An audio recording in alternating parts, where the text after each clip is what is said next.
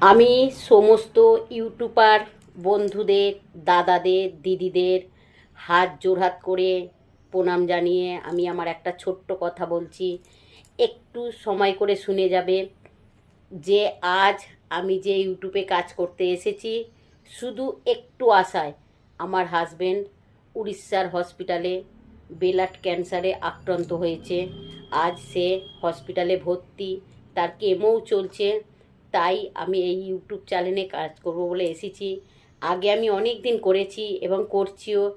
তখন আমার এই আশা ছিল না যে আমি ভাইরাল হব কি টাকা ইনকাম করব, কিন্তু আজ আমার আশা আছে যে একটু টাকা ইনকাম করে আমার হাজবেন্ডের চিকিৎসা করাবো। তাই তোমাদের কাছে হাত জোড়হাত করে মিনতি করছি, একটু আমার পাশে থাকো, একটু ভালোবাসা দাও, একটু উৎসাহ দাও।